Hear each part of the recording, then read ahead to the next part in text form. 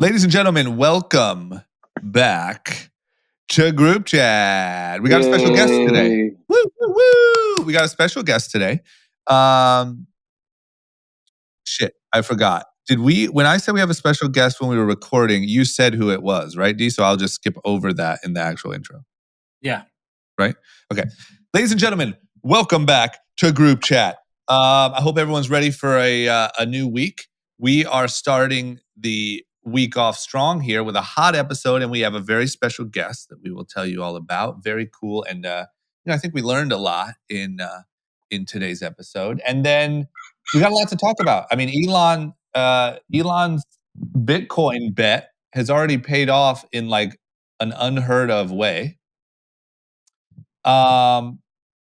Elon saying, "Don't to the moon, don't to the moon." Jesus, I was waiting for anyone to be excited about that. Okay, and then obviously we got to check in on Texas. There's some new news out of Texas. Hot new scam alert. It's kind of been a year of scams and robberies and stuff like that. And there's a new scam that I don't know if we were thinking about, but I think everyone might need to call and check in, especially on their grandparents or anyone who's feeling a little lonely through this quarantine. Absolutely. It might be better to be lonely. What'd you say? It might be better to be lonely. It might be better to be lonely. So if anyone's lonely and a little vulnerable, we're going to alert you to a way that they might be getting scammed here. And then we're going to end with some just hot top tier gossip. I mean, the biggest story of the world, right? I mean, what is bigger for D? This is it. For D, nothing. and D, and let me just tell you guys, D is devastated because a true love story that he thought was one for the ages has come to an end, and he can't believe it. And he doesn't want to accept it. He doesn't want to accept it. No. He thinks there's hope of reconciliation. My jaw dropped. Yeah. Okay. Huge shocker. All right. That and many more. Let's get into Group Chat. Cash. Ladies and gentlemen, Group Chat. Cash. It's $1 trillion. Hot. Cash. Ladies and gentlemen, welcome back to Group Chat. It's time to start a new week, and we're going to kick it off with a very special guest. Dee, who do we got? We got Tim Dodd, the CEO and co-founder of Sweet Flower, our favorite cannabis store in Los Angeles. Welcome to the pod. Thank you so much. That's high praise. Thank you very much for that. I appreciate it. Great to be here. Yeah, before we dive into Sweet Flower, I got to make a comment. I think you're the most overeducated person in cannabis. I don't know about that. There's some smart people. You went University of Canterbury. That's in New Zealand, I assume? Yeah. I was born and raised in a little town, Christchurch, in the South Island. That's my home school. Yeah. Okay, and then you went to UCLA MBA program, Anderson School. Yeah, I went to Duke first. So Duke for law school. Duke for law school, and then I did a media and entertainment executive program at Anderson. So I mean, you did all that to sell weed. You did all that to sell weed. Yeah, exactly. You do a Biggie record and figured it out. You didn't do all that. No, I did the whole thing. Yeah.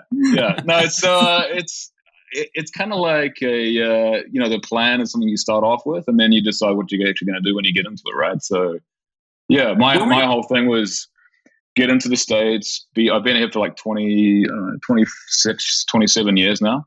Really focused on law and media and finance and tech and investing. And then 2018, I was like, there's something else happening in this space, which is really interesting, which was cannabis. And you don't often get to be like in a space like California at the start of an industry. Like this doesn't happen that often. And that was really what appealed to me. It was like, let's look at how this industry could function. And that was, So I did give up, like a pretty stiff kind of business operations role in media and investing and fun business operations, post-production, and a bunch of other things that we were doing, and just came home and said, hey, I'm going to take a year off.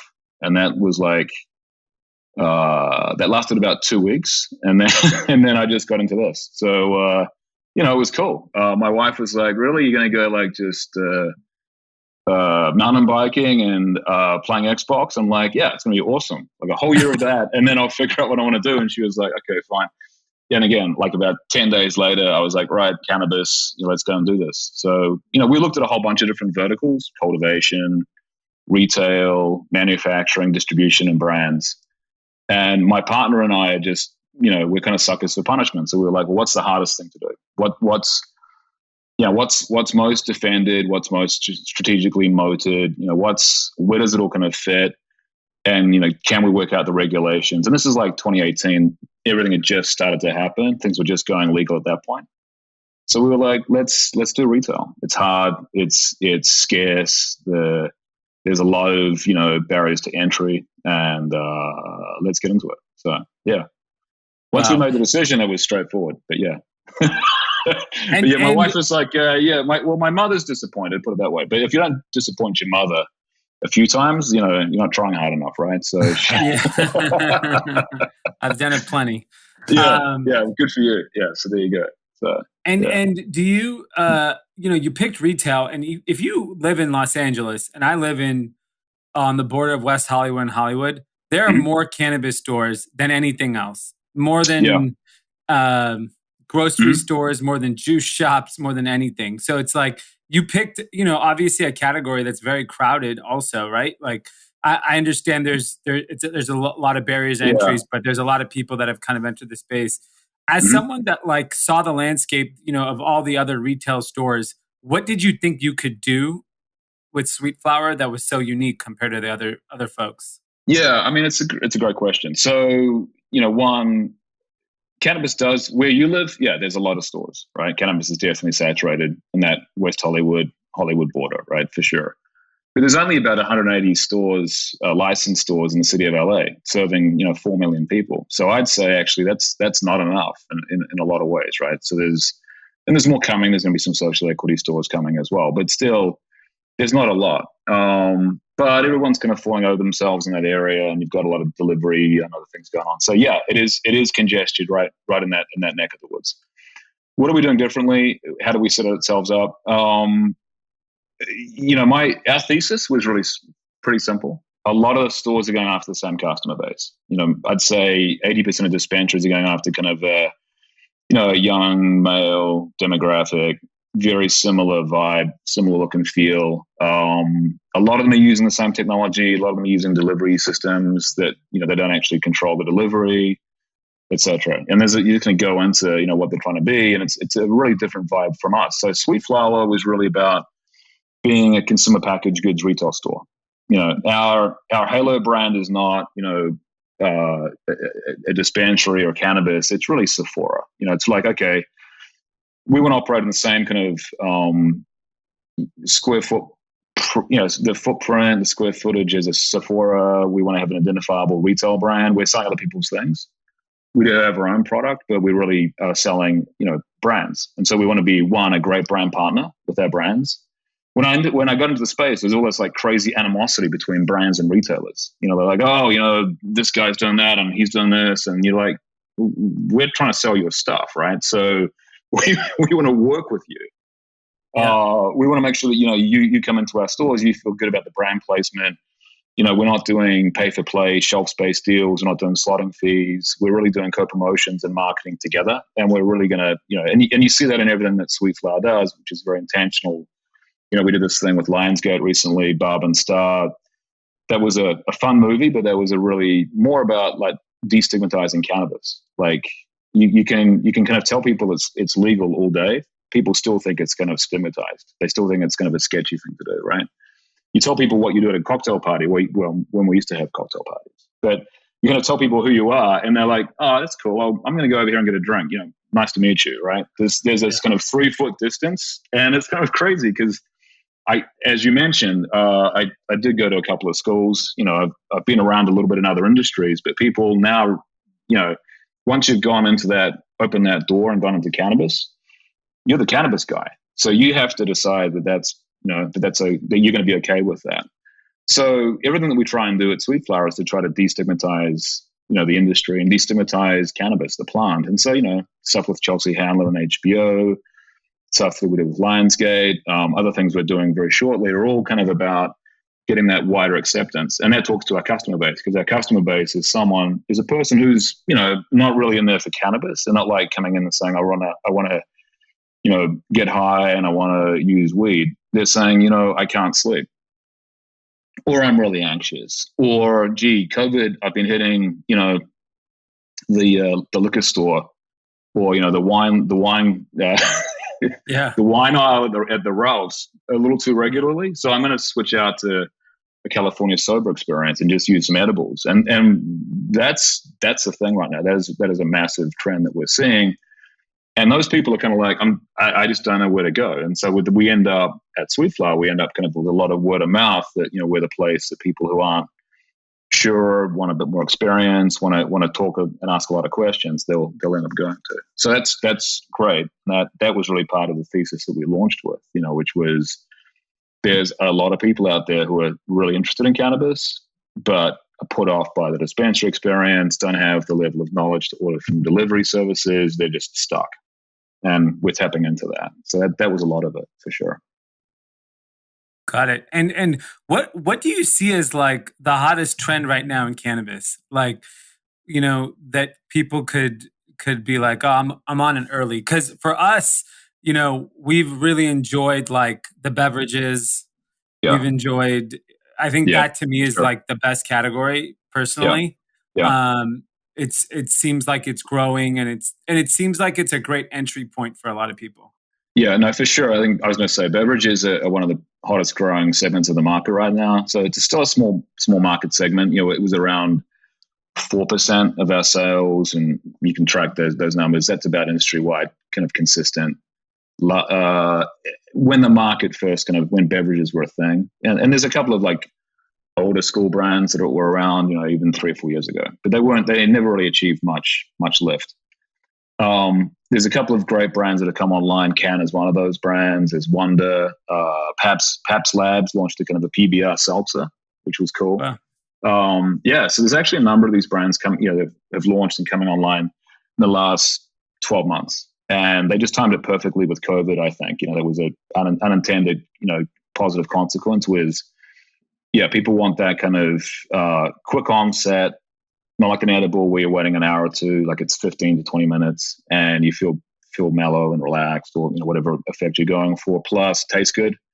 And it replaces drinking, replaces alcohol. So for a lot of people, that's been a really great product. So that one, roughly penetration of that segment has doubled, probably 2.5 to 3 times actually recently in our stores. And we just can't, keep those products in. It's good. And then the other one that we see a lot more of is microdosing. So people just kind of taking, 2.5 to 5 milligrams of THC, routinely throughout the day, particularly in the weekends, and also thinking about combinations of THC and CBD, THC and CBN, which is people think of for sleep, So we're beginning to see like different edibles that are more targeted for certain ailments and certain effects, and that's really cool. And that allows people to kind of be a bit more mellow throughout the entire day, rather than putting up with the entire day and then coming home and taking an edible and knocking themselves out. This is kind of like a graduated thing. Yeah. We had a friend, this guy's a real genius. He listens to the podcast. He mixed THC and vodka, which I mean, yeah. Or do that. Yeah. I wouldn't. I don't recommend that.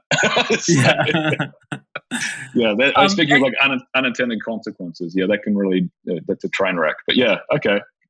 That's great. I wouldn't do that. And we have a lot of listeners that are entrepreneurs on the podcast. If you wanted to enter the cannabis space today, what would you do? So, the good news is with Sweet Flower, like my canoes are burnt, we're committed, right? So yeah, I'm doing what I'm going to do. For other people, the biggest gap in the space right now is the ancillary services. So, I kind of came out of like I said, kind of tech investing, did a lot of like looking at various retail platforms and CRM and data. And, I think the biggest gap we've got in the industry is the tools that would allow you as a retailer to be successful. So point of sale, and this is no disparagement of the people that we work with. Like we're all, everyone's trying and doing different things because the really large CRM and, customer retention management tools and data tools are kind of, they're locked in a closet because we're doing cannabis, right? So people like Shopify, they won't work with their tools on our platforms, Square, etc. We have people coming in and saying, can I use Apple Pay? Well, yeah, we can't. Like we're cash or debit card because Apple won't allow us on their platform. So that'll change in the next, you could probably say that'll change before federal legalization, there'll be some banking and tax reform, right? And if that's the case, then you've got, say, 12, 24 months still to make hay. So there's a window right now, say I'd say 2 to 3 years, where people who can come in and say, okay, I have a lot of experience doing, CRM tools for traditional retail or restaurants. How do we make this work for cannabis? That's the play, I think. And there are companies doing that. There's Dutchy, which we've used in the past. They just announced around about 3 or 4 months ago. Dutchy's right? Yeah, Greenbits, iHeartJane. There's a bunch of these, e-commerce platforms that are running around. But and again, not disparaging these guys. What's that? Did Dutchy buy Greenbits, or am I getting this wrong?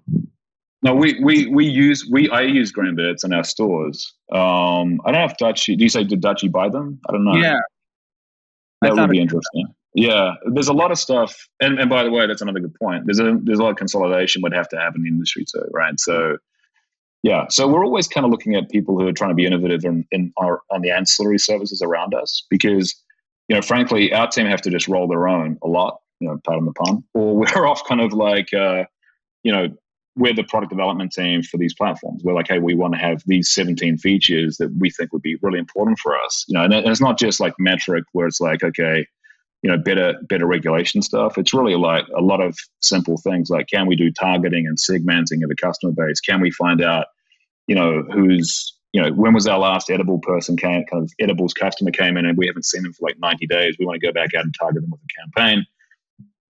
Those simple questions. And then we want to, have an A/B test so we can measure the efficiency of that spend.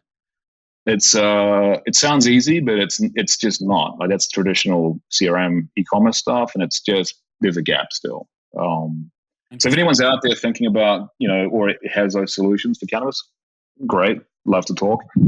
But if not, those are definitely, I think, areas where there's a lot of room for improvement in the space right now. That's amazing. Yeah, and then there's just a lot of other stuff. Like I get hit up every day about marketing and stuff, but marketing for cannabis, we are really, our CMO was always, super scrappy. We're always, pushing the boundaries on experiential because we can't just go and buy legally a whole bunch of AdWords and display ads, right? So everything we do has to be tailored for cannabis. We have to prove that we're safe, and there's companies that are doing that as well. But there's a lot of, as you move out of selling to say the traditional cannabis media channels, which a lot of dispensaries do, and we don't. As you say, okay, I want to be more in like, LA Times or SF Gate or Slate or, traditional media channels. It gets really hard to do that unless you've got a lot of safeguards around you. So having people that can help you with that is really important. Yeah. And those companies are coming. But, California is such a hotbed of innovation because of, this is a mature cannabis market. The other markets that we look at on the East Coast, they're still basically state licensed monopolies, right? So it's easy to compete because you don't have much competition. So you don't have to really market and get on your IG and do stuff. Whereas we're kind of like doing the things that a modern brand would do, but we have one hand tied behind our back because we can't fully utilize a digital suite of services that others can. So it's just for that, I love the industry because it's like you have to compete on this level knowing that there's all these things that you can't get access to and these tools that that are just over here, they're kind of locked away from the industry. So it's I find it fascinating for that reason. Yeah, that is super interesting. And so, you know, whenever we have a guest, we ask for a discount code because that's just what we do. I can't help it, but that's just my nickname within my own company is called BOGO. Because I'm always trying to push out buy one get ones. What do you got for our listeners today? So it's code group chat. It's 25% off either delivery or pick up through the website. Group chat. Okay, cool. And then the locations are Studio City on Ventura, Westwood on Westwood Boulevard, just north of Ohio, Melrose, right across the street from the Improv, and then Arts District, downtown LA, and the Arts District on Mateo Street. Those are the current 4, and we have a few more coming, but we'll talk about that next time. Yeah. Awesome. Well, those are all great locations. So, I mean, they're all. Yeah. I actually go running by the Melrose store nearly every single day. So. Oh, you do? Oh, great. Yes, yeah. I'm very familiar with the store. It's a beautiful store. Thank you. That was quite a lot. That was quite a lot of work. That store. We've had a lot of fun with that one. It's beautiful. Yeah. Thank you. No, it's very cool. Yeah, excellent. Awesome. Well, thank you for coming, Tim. Congratulations on. Thanks, guys. And I look forward to seeing more stores all over California. The delivery is awesome. I've used it. It's an easy. You know, we had a friend who was just in town from New York the other day, and he wanted to try Can, I think, and he just used the website for pickup. So it was great. Perfect. Yeah, no, we deliver throughout LA. So if people want to just do that easily and use it, I'm sure the code will work as well. I'll make sure it will now that I know that there's a code. Great. I'll do that as well. And yeah, that's great. Thank you so much for having me on. It's been really a lot of fun. Yes, thank you. I enjoyed it. Okay. Thank you, Tim. Bye, Tim. It's great meeting you. Yeah. Nice to meet you. Thanks, guys. Okay. Guys, I got to be really honest here. One of our sponsors has genuinely just become a daily habit for me. This Athletic Greens thing, you know, like we get a lot of gifts and we have sponsors and stuff like that. But this thing, I legitimately took home one of the packages from the thing, and every morning now I whip up a little liquid salad and chug it. I mean, Athletic Greens has blown me away as my afternoon snack. That's when I take it now. Between lunch and dinner, when I'm feeling hungry, like right now, it's 3:30. Instead of going and eating some junk food, I pop in one of these Athletic Greens with water, a little ice, mix it up. You get 75 vitamins and minerals and whole food sourced ingredients. I didn't even know there are 75 possible vitamins to take. No, I didn't either. Yeah. I didn't either. And you can shoot them all in like 2 seconds. And you know what, to your point, Dee, is it does kind of curb that little like snack level hunger. Yeah. You know, like it's obviously you're not going to replace a whole meal with it, but like if you were snacking and you chug this thing, it kind of cures that. Yeah, I mean, look, everyone's getting vaccinated. The weather is changing. I don't want to walk out with a big belly. I want to be healthy. No. Can't do that because I'll tell you what, summer bod check-ins are going to start coming around real quick. Oh yeah, it's 75 today. It's checked today. Yeah, the weather's beautiful. It's February. Corona's done by May. You need your Athletic Greens. Don't look like a slob. Yeah, I agree. So athleticgreens.com/group chat. That's athleticgreens.com/group chat. And you get a free year supply of that vitamin D. Woo, woo. You get that D for free. Oh, Jesus. And you get 5 free travel packs. So 1 year a D and 5 travel packs for free. There you go. All right, let's get back into it. All right, there you have it. Big fan of Tim and Sweet Flower. The biggest thing for me is just their stores look incredible. Yeah. You know, they just look like a real retailer, not a cannabis store. It feels like a better version of MedMen because I think MedMen wanted to be the Apple of weed, and these guys have figured it out. Yeah, MedMen was too like knockoff of Apple, whereas Sweet Flower has its own identity. You know. Yeah. All right. Well, props to Tim, man. Yeah. He chose the hard route, and he got it. Yeah, he got it. I can't Seems wait to be see. paying off. Yeah. Okay, let's talk about some news. What do you say? Let's do it. Should we talk about All In? Should we talk about, the guys? Yeah, I think Yeah, they listen to our podcast. Well, What? I know who sounds like their it. next guest is. Since it's a softball show, Ted Cruz is coming on. Yep. They're going to talk about Bestie. how nice Cancun is and how they understand, because it's a beautiful place this time of year. Well, no, they're gonna say, "Why'd you go to Cancun? Cabo is so much nicer." Yeah, That's gonna be the big faster. roast. They should get Vladimir Putin. Tell us about President Xi. Let's talk about the Uyghur camps. Let's do all of it. This is where you go when you commit a crime and you just need to look good. It's the richest people in fucking technology to kind of on you. No, I think Ted Cruz. They should just go full Ted Cruz. Give him a bunch of softball questions, make him look good, and keep it moving. I agree.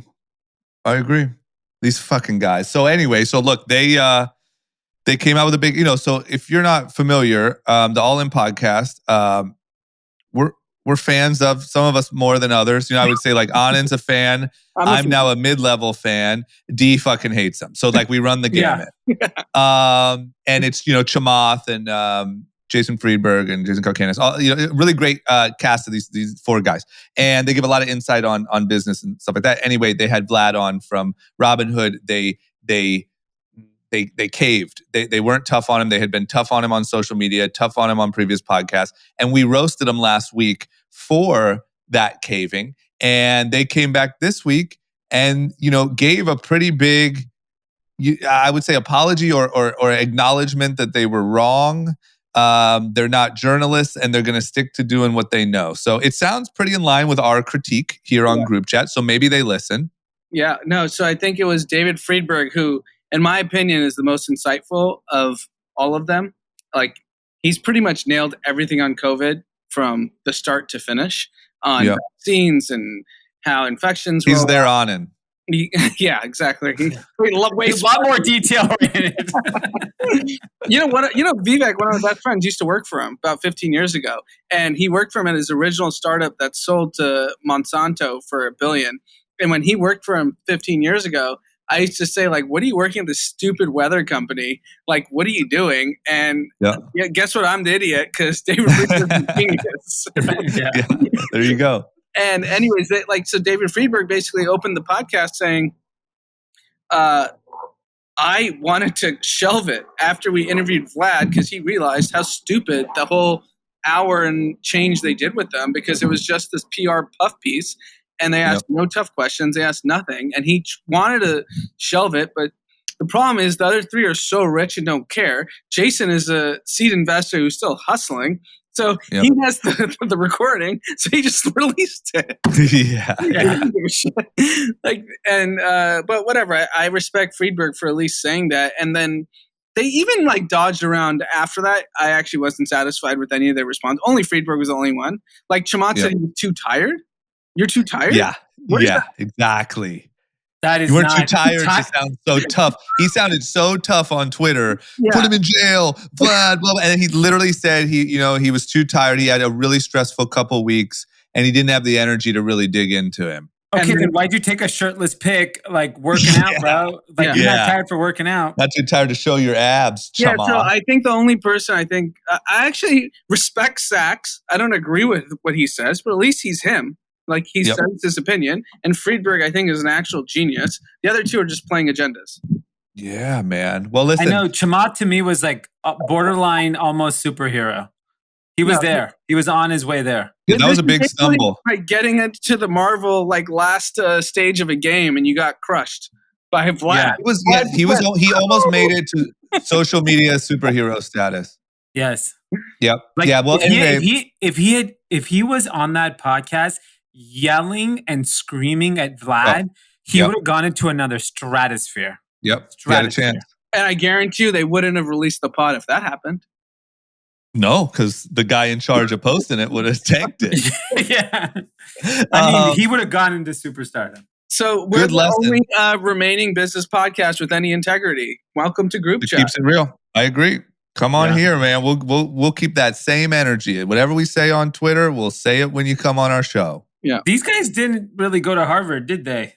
None of these guys. Well, you should know. Did you see them roaming the halls? They're older.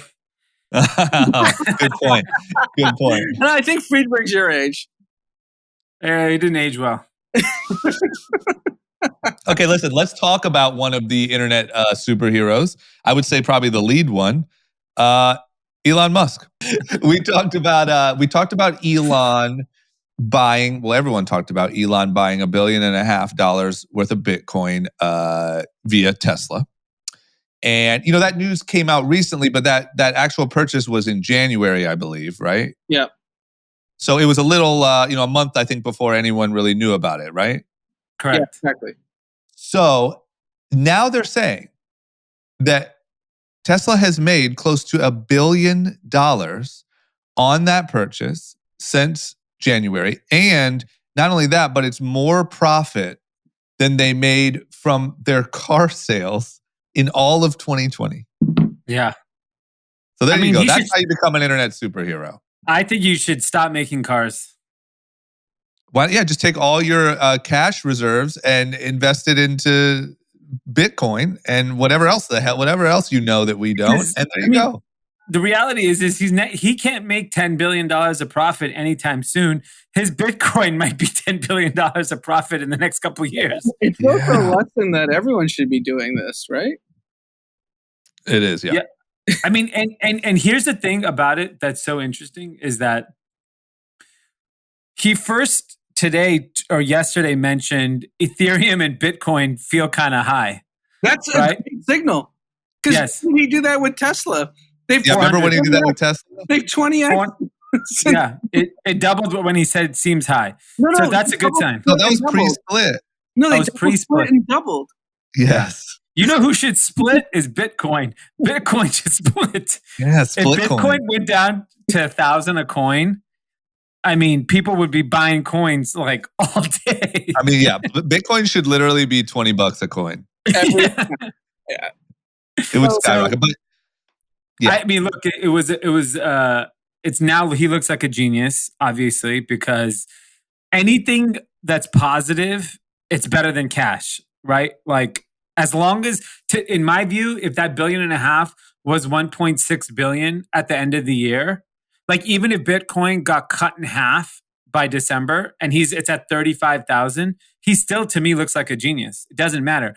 Now, if it goes to 100,000, he looks like the smartest man on earth because it's insane amount of cash. And for his business, it's very meaningful because yes, the value of the business is very high.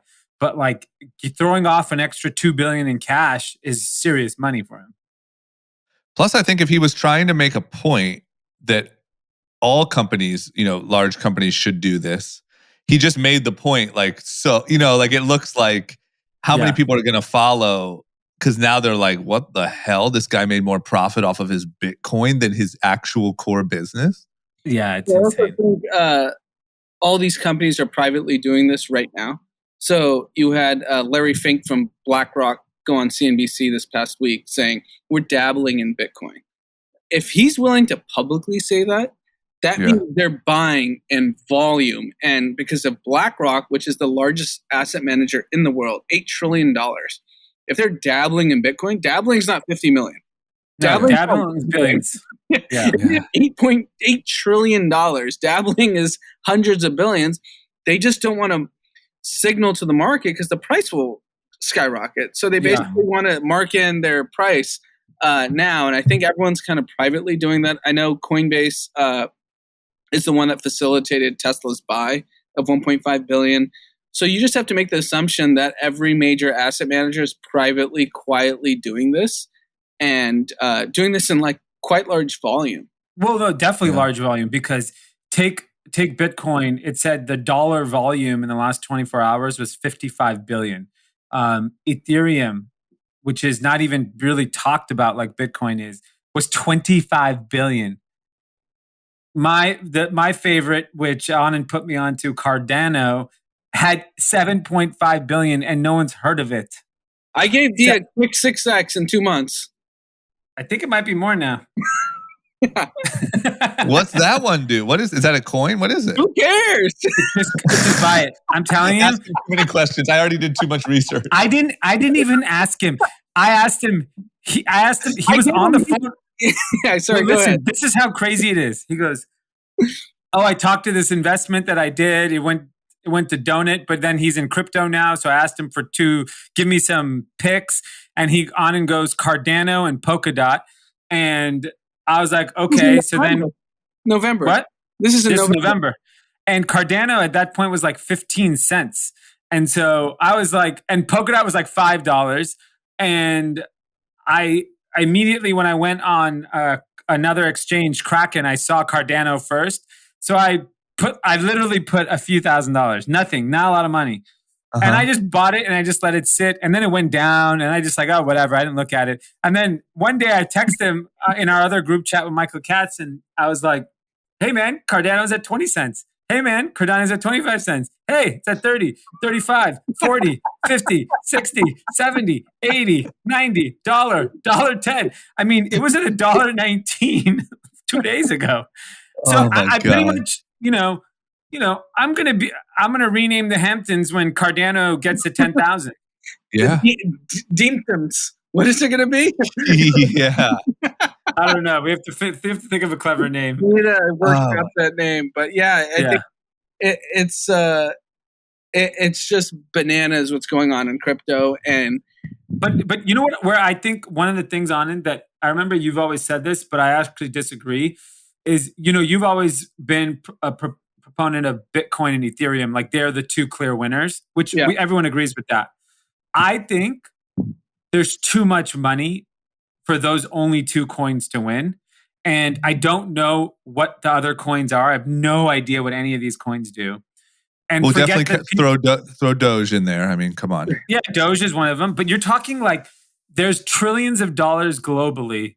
They're going to want exposure to crypto. And they're just not all going to buy. You know, like when you go to a restaurant, you like variety. It's the same thing. So you might put 80% of your money in Bitcoin. You might put 10% of your money in Ethereum, and then 10% is just going to go to these random things. And people are going to say, like, Cardano's market cap is like $30 billion, and no one's heard of it. Yeah, Cardano is bigger than like most private companies in the world, most public companies, and no one knows what it does. Yeah. Yeah, you're right. You have to believe that there will just be this general like cash flood into all things crypto, right? So I think it's a few things. So I think you can kind of separate the two. Like you say Bitcoin and Ethereum, that's where BlackRock, Fidelity, all these big institutions are going to play. They can't play in the Cardanos and the Dogecoin. Well, you know who is playing in Cardano? Gene Simmons from KISS. Oh, God. Okay. Back to what I was saying. BlackRock, Fidelity, all these major institutions are going to play in the top two coins because effectively they're the safest. And Ethereum's obviously powering this entire new economy, and Bitcoin's just becoming like a funds flow asset.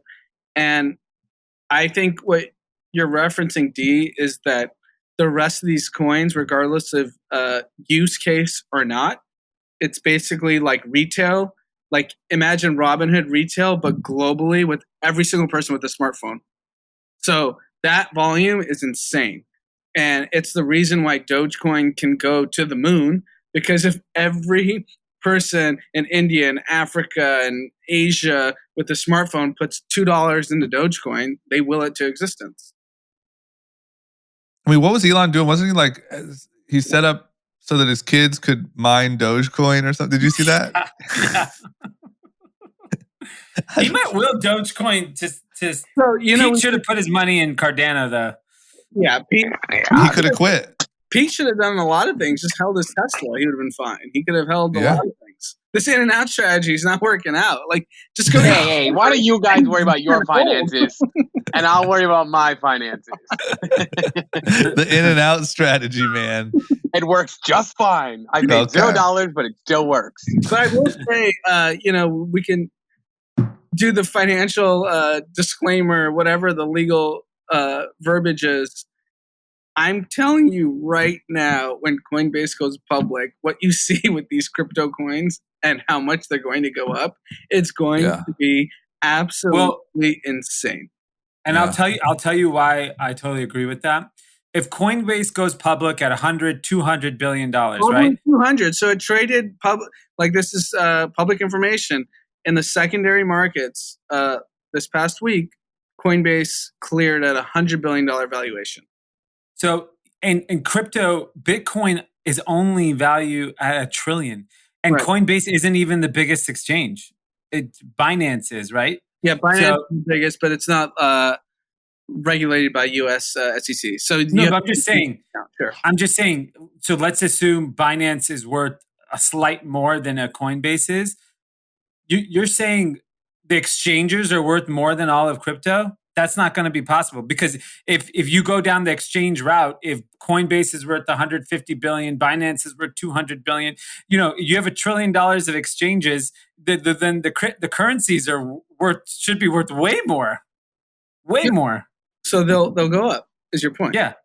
I'm just saying it's severely undervalued, or Coinbase is extremely overvalued. Those are the only two things that can happen. So I totally hear what you're saying, and I think both are going to happen. I think the coins are going to explode, and Coinbase is going to explode. Yeah, I agree. I think that's what's happening. Don't you think that there's a Bitcoin correction coming of some sort, or no?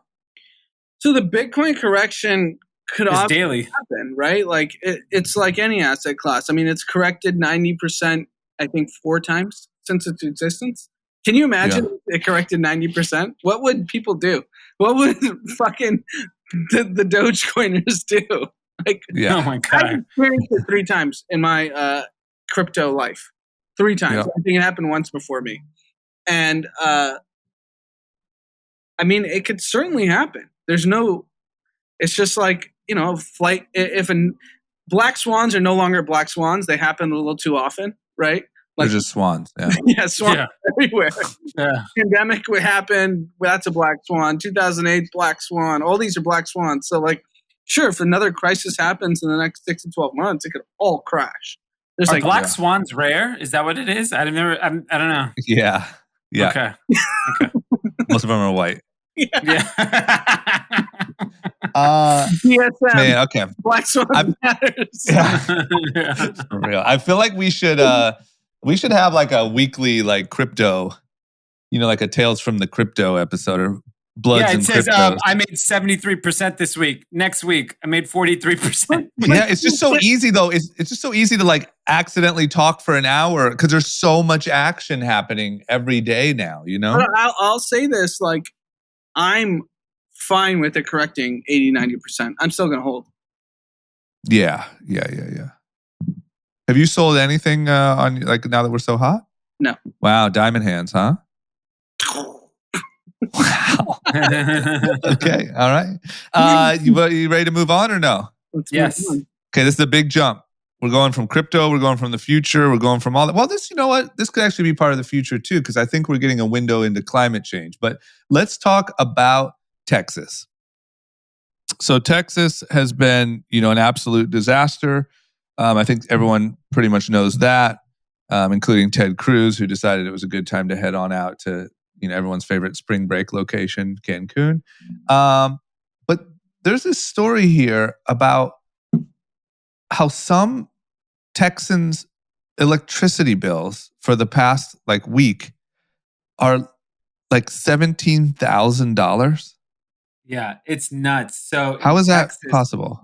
Texas, deregulated their power grid, and there's an energy company out there called Griddy, and they do something called wholesale electricity, where they're pretty much giving you near cost of the electricity, but it's flex pricing. So 99% of the time, you are saving money on your electricity is what they're pretty much selling you. The problem is when something like this happens, now you're paying based on demand. It's like surge pricing. And so it was so cold the last week in Texas that people had so many people were overwhelming the grid that pricing exploded, and all these people that on the gritty power grid are getting screwed. Like their power bills are insane. There's random family that was $8,000 for the last month, and if you have a more traditional electric bill, you're just paying whatever your rate is that you obviously would have been higher because you have higher usage, but it's not this crazy, swing. And this is the problem with like what a lot of like people in politics and just the average person wants to deregulate everything. Yeah. And the problem is things like utility companies, insurance, and medical and things like that, like specifically healthcare, not all insurance, but like these things I don't think they should be run for profit, right? Like they should be run as a utility to our citizens to provide them with the best quality of life. And, what's happening in Texas, these people are screwed. I mean, I'm hopeful that the government steps in and subsidizes these payments, but like we can't, and this everyone will be like, oh, it's socialism if we subsidize health insurance and make it affordable. Education, like we talk about all the time, like why isn't everyone getting a great education? So, this is just another example of like just bad governing. So I got this actually explained by a close friend, Brent Belote, who's a listener of the podcast in my fantasy football chat. He's an energy trader. He said basically what's going on with Gritty and what's going on in Texas is that it's effectively like just-in-time commodities. So electricity, for example, when supply and demand is normal, you never see abnormal spikes. But right now, supply is very low, demand's insane because there's no fucking power, that you see these like massive spikes. And that can break the entire system in terms of like how much shit costs. And it's a very dangerous place that you can be in because now you have these people with bills, and I'm curious how it's going to be resolved. But I think, Dee, I agree with like half of what you're saying, that sure, citizens should not be on the hook for this. Like it's a joke that it's not their fault that a hurricane came and they had no power or a snowstorm. Snowstorm, sorry. And now they're foot with a $10,000, $15,000 bill. The problem with if you nationalize everything is you limit innovation, because we saw with COVID, the government is incapable of doing anything. They can't even administer tests. They can't administer mask mandates. They can't administer vaccine rollout. They can't administer anything. So there's a balance of like, let private companies make money and innovate, but there should be a safety net from the government when these kind of events happen. So I think both of those need to exist. Yeah, I mean, I think that obviously that would be in a perfect world. I just, I don't think what I said is going to happen. I don't think what you said is going to happen. The system's just broken. And, in the case of, what happens to these people? Yeah. Go ahead. How can you foot an $18,000 bill or $10,000 bill? It's impossible. Yeah, like what happens here? Is that just on your credit?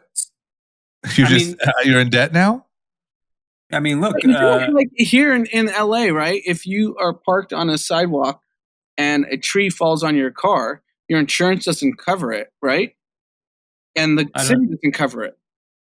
I didn't know that. Your insurance covers that, right? What's that?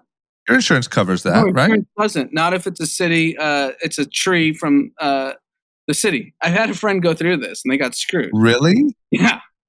So you just are out the money. Yes. So I think your car insurance covers it. Your personal car like insurance. act of God, and they get out of it. That happened to someone you know? That happened to someone I know. And they didn't have shitty insurance? No, they were fine, and they got screwed. But they have Metro Mile? That's another all-in fucking portfolio. So these people might just be screwed. They might just be on the hook here. I think they're going to be screwed. It's similar to like, you get into a car accident and you go to the ER and you're bankrupt, right? Yeah. Yep. That's very common. Yep. Okay, well, we'll see what happens. But man, this thing is just from just the general like mismanagement to then Ted Cruz to then these stories. Like it's horrendous. I just think. Go ahead. No, what I was going to say is like, in theory, I agree with everything you're saying, Dee, that the government should kind of help facilitate these things, but they're so incompetent. They should just be writing checks and letting competent people handle it. The problem is, I'm okay with that. I think it ultimately is a public-private partnership that needs to happen in society, and you have to then. What you do is, instead of trying to figure out how to execute these programs, instead you hire a shit ton of auditors to keep them honest, and that to me is a better route. Because the other interesting thing is, I was talking to someone in Canada who lives in Montreal yesterday, and he was telling me how big of a disaster the vaccine rollout is in Canada. They're like 40th in the world. Apparently, Trudeau kind of bet the farm on Chinese vaccines because of his relationship with Trump, and then they just didn't get access to vaccines. And unfortunately, like the Canadian citizens are suffering. And, America, when it came to the vaccine, that was the one good thing that we did do. I think we're leading the charge in terms of people, percentage of population vaccinated. Yeah. But I think ultimately, I agree that I think it has to be like a combination, and it needs to be like a true, like, what I would do is, if I was going to do this utility business, fine, go outsource it, let it be a competitive bidding process, then hire 500 auditors and just make sure they're not screwing people all day. Yeah. And that they're allowed to make money, sure, but run it efficiently, and you get to keep making money. And that's how you get to keep the contract for rewarding, whether it's health insurance or any of these things. Because between governments and private company, there's so much waste already. Both sides are wasting money. No, completely. And it takes someone without an agenda to actually solve it. And I don't know. It's just like, in theory, all these problems can be solved, but we still don't have a second stimulus check, right? Yeah, it's crazy. I mean, how long's Biden been in office? How long have the Democrats been in office? Where's this bill? Yeah, this Friday, they said. Yeah, but this Friday was 3 Fridays too late. Yeah, I agree. It's ridiculous that he hasn't done it. It's actually very disappointing that they have not pushed through stimulus. They're like nickel and diming over nonsense. Just who cares? I gotta believe a hot buy is Bitcoin right before the stimulus checks go out. Stock market, everything's gonna go nuts. Yeah, Dogecoin probably is the biggest beneficiary of the stimmy. You're right. I'm gonna double up on Doge. Yeah, same. Pete's like, he's all. I mean, D, you should just pay him in Doge. Don't even pay him in USD. Yeah. What if you just deposit Doge? Oh my gosh. In GameStop stock. Okay, how about this? New scam alert. We've talked a lot about the scams going on, and even the robberies. And I just feel like scamming and stealing is at an all-time high here in the U.S. And the new one is people are scamming people on dating apps, social media, but especially dating apps. And what they're doing apparently is connecting with people, building relationships, using the pandemic as an excuse for why you can't actually meet up in person. So like kind of, the good old catfish, and then asking that person to send you some money, or if you can, for whatever reason, loan some money, and then you're out of there. New trend. So last year there was $304 million on romance scams. And here's where it gets super sad. The range is from $8,000 to $900,000. The average, this is according to the AARP, which is American Association of Retired Persons. So it's like, elderly people are getting scammed. The average scam is $2,500. That's a lot of money for it. For a random Tinder scam. But I read in this story, the way that these people are getting scammed, it's not just how you think. So the 68-year-old woman in Chicago met someone on Nextdoor. Nextdoor is like your your community kind of like watch. yeah. And she met someone, a fellow neighbor there, and the person living in her neighborhood scammed her. But the person actually lived there, or they pretended that they lived there? They didn't, Unclear. He just said, yeah, that could be the whole thing. And the way that she did it was through gift cards. Like, so the big part of these scams are like, get me a gift card. Wow. I wonder, next door, can you just say you live? Can you pick a neighborhood and say it's your address? Or do you need some sort of verification? Yeah, I mean, I don't know how the verification, but I'm sure there's a way, just physically you open your iPhone and say you live in this house. How are they verifying it? That's what I'm saying. Man, that is just sketchy. But I feel so bad. It's like old, lonely people. Because, like loneliness is at an all-time high. No one can go out and see friends. They can't go meet new people, date, whatever. And especially imagine like the elderly folks that are alone, scared to death. You're high risk. You met a new bae online. You're all fired up about it. Can't wait to get that vaccine and go hang. And like, sure, I'm going to let you loan a couple bucks from now until then. Can't wait to connect, bae. Bam, bae's gone. It was actually a 30-year-old dude named Michael. Right. I mean, maybe there should be like a trigger where after a certain age, before you make any payments, it goes to like a relative just to make sure, hey, For anything real. over a certain dollar amount, like anything over $1,000. But you should set that up. Like, can't you just set that up for family members? Like, get them a low limit card. I mean, I feel like the young one's got to step in at a certain point and start to manage finances. Yeah. I never listened to New York Times Daily, but this headline just caught me, and it was about like the scammers that prey on the Midwest folks and tell them the IRS is asking for money, whatnot. So I listened to this New York Times Daily, and it's these Indian call centers all over India that are preying on these like older Midwest folks, and they actually were able to record the calls because they like planted people that were getting the calls. It's insane. Like these guys convince them to like log into their bank account, wire money, and people get so scared and they do it. And it's like a multi-billion-dollar industry. I mean, we've all gotten the calls like IRS is asking you for money, call me, wire me money immediately. So if you field like 10 million of those calls, you get 100 that it's a good business, right? Yeah. That's crazy. Especially right now, man, it's just the loneliness, and the old people, and you don't even have like your family around. Like I feel like if your family came over for the weekly visit and you're like, oh, check out my new bae, someone could maybe sniff that out. But like you're just alone in your house for months. You're like, yeah, whatever. What's $1,000? I think I could get some Doge out of Pete if I just was a little. Oh yeah, you could get Doge out of Pete. Yeah, for sure. Okay, well, be careful, everyone. If you're listening, especially if you are older or lonely, just do a quick catfish check. Make sure you're not getting scammed. Maybe check in on Granny and Grandpa. Make sure they haven't met a new little bae online that they're not funneling some money out to. Okay. Last but not least, we got some hot gossip. We're going full TMZ here.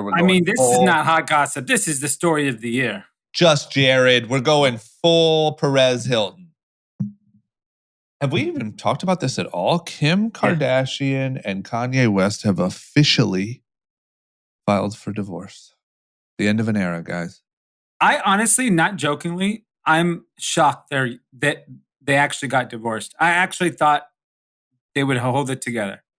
Like for how long? Like for just like a while longer? No, forever. Why would you think that? I just think that I think it worked like to.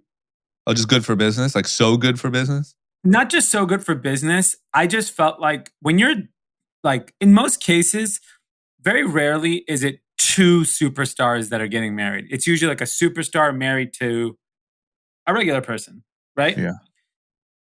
And so those situations are very different. But this is like two superstars and like they're, it's not easy for them to just dive back into having a love life, right? And so, because they're so public, wouldn't it be easier just to stay married and have an arrangement and say, look, we are technically legally married, but we don't get along anymore. But think about how incredibly secretive you have to be if that's the case. Yeah. Like to keep that, like Kim sneaking Van Jones into the back door of her Hidden Hills home, and Kanye's doing whatever the fuck he's doing in Wyoming. Like that seems so hard. I feel you, and I don't think that you're wrong in that line of thinking, but I do think that as hard as it would be to date if they broke up, it would be even harder at the level that they would have to keep everything secret because so many people are watching. Yeah, I mean, my thing is they have 4 kids? I think so. Yeah. And Kanye always struck me as, obviously Kim is all about, their whole family is big family. So we know that it's innate for her to want to have a big family. Yeah. First, and this is just outside observation, when I look at Kanye and I look at, his relationship with his mother and I felt like he was a part of a clan with the Kardashians, even though he may not have agreed. And I think that belongingness felt like, I don't know, I thought it was good for him just as a human being, just to have that, because what we can say all we want about those people, but I'm sure amongst themselves, they love each other and their family is very tight knit and close, and all without, despite all the drama, they're still a family. And with 4 kids, and I mean, it sounds like from what we're hearing is a divorce is amicable as it can be. They're going to do co-parenting. There was a prenup in place. God knows what that is, because these people have made so much money, and both of them have made so much money in the last 5 years. Yep. And then apparently one of the things that was the tipping point was him running for president. That's where Kim was just I can't deal with this anymore. Yeah, plus on stage crying and talking about abortion and stuff. Yes. Well, that was during the presidency, yeah, right? Yeah. It was the details of that, I think. I think it was the Trump mixed with the crying on stage. I don't know, man. It's I'm curious. I, as a fan, especially more so when I was younger, am worried about Kanye from here. Really? I am, yeah. I just think, I do think, to your point, whether you like him or not, all the drama, blah, blah, blah. Still, when there's someone, I do believe that when Kanye would go unhinged, they would try to find him doctors. I do believe that someone would call him and check on him. I do believe that there was just this element of, whether you can say that it's only because they cared about their public image, it's still, you had someone checking in on you, you had someone trying to get help, and you had someone that's probably the least likely to be a yes man, right? I doubt the Kardashian family gives a shit about being Kanye's yes man. And if you now go off from that at his age, the chances of him finding love and someone to kind of have this solid relationship with gets harder and harder. He's richer than ever. He's more, it seems strange than ever. It just seems dangerous. It seems he could go this. That could have been something kind of holding him together, and you could go real unhinged from here. But who knows? Okay, I agree. I think it's going to be really interesting to see how it plays out. I actually hope he lives right next door to them, because I think that will solve that problem just from a mental state. But it sounds like he's they said he moved his shoes. He's all in on Wyoming. Fuck, I don't like anything that. goes there. In that article that we were looking at, he what part of what they were saying was that there wasn't some big blowout and fuck you, I'm moving, fuck you. It was this slow burn and slowly blah, blah, blah. And one of the big things was she was spending more time with the family, vacationing and stuff during quarantine. And he was slowly moving, he moved his shoes out of the house in Calabasas to Wyoming. That's the biggest thing for him to move, right? That's it. That's it. Anyone surprised that this is ending in a divorce? He is. Kim Kardashian and Kanye West marrying, there's actually surprise that it didn't work. There was a moment where they felt like a normal family.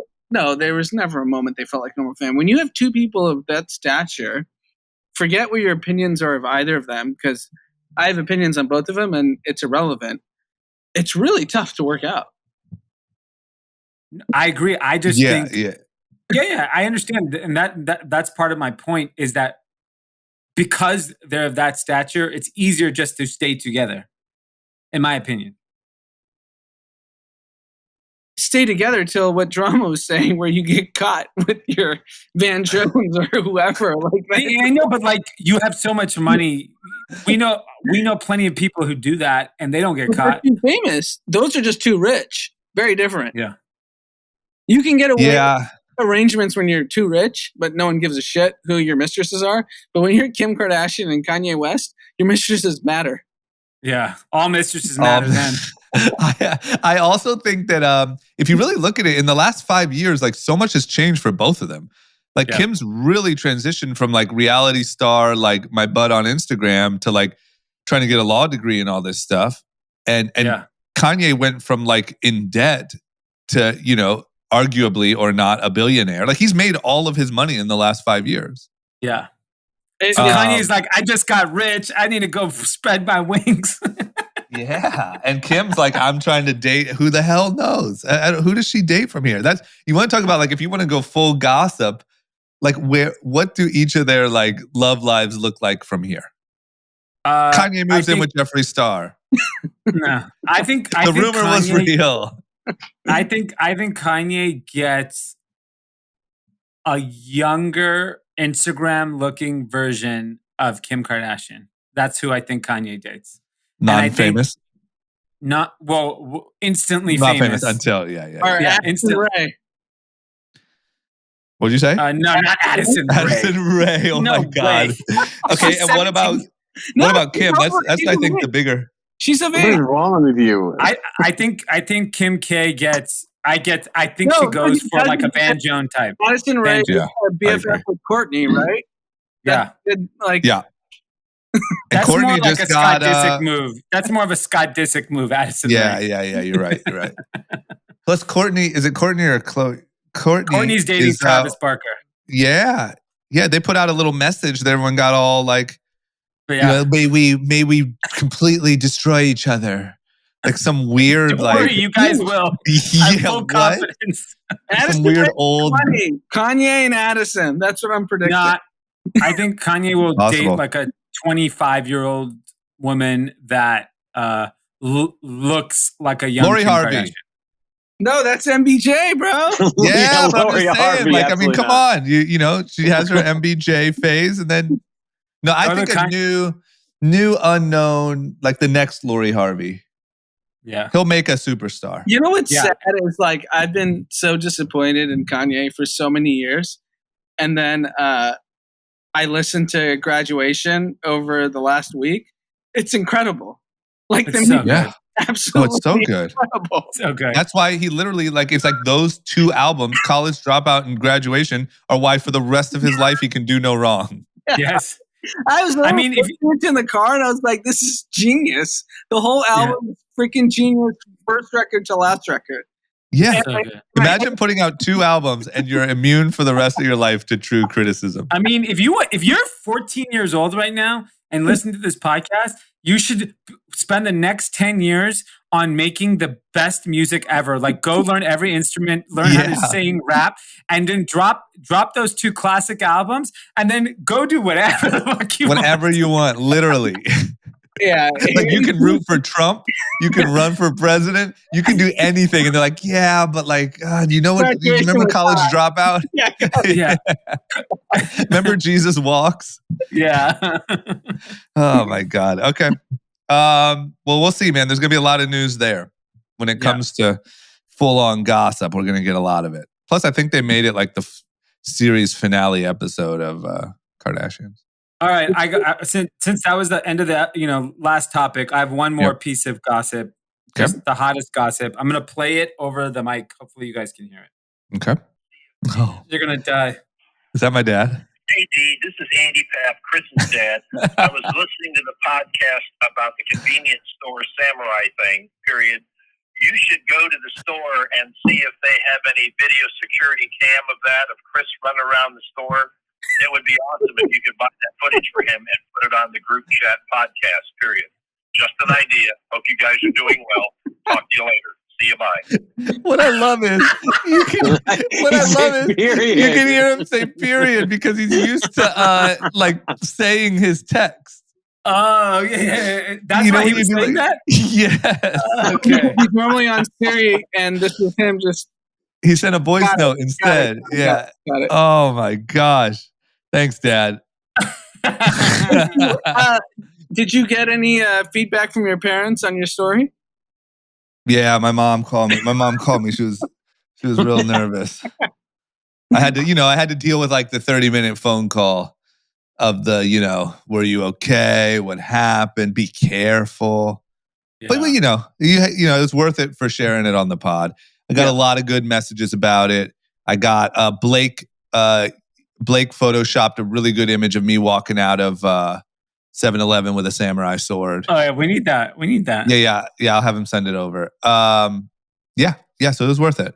I think you weren't on the pod right after that. We were told by Josh from New Republic that samurai swords aren't really a good defense mechanism against guns. So he suggested bats. So Thanks, Josh. said you should go deliver 3 bats to the market as like just sign of. Ooh, that does make sense. That is right.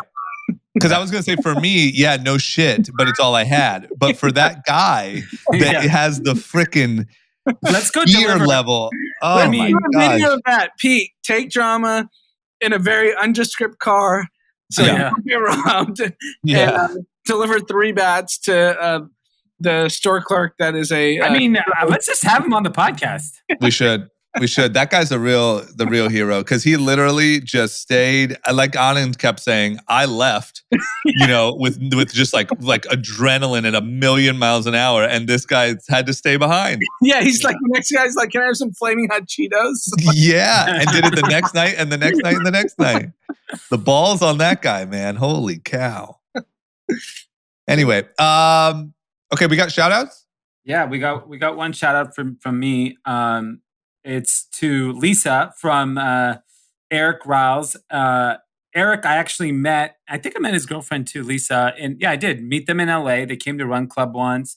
They're out. I think they're out in Connecticut. Maybe they're out in New York now. Great people. Their birthdays are on the 21st and 23rd. She's on the 23rd. So happy birthday to the both of them.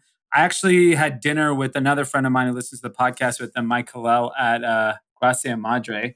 And Eric hooked me up so fat last year when I was moving into my new place with a restored vintage Eames chair. So, wow. So if anyone's in the market for that, hit up Eric. I can connect you with them.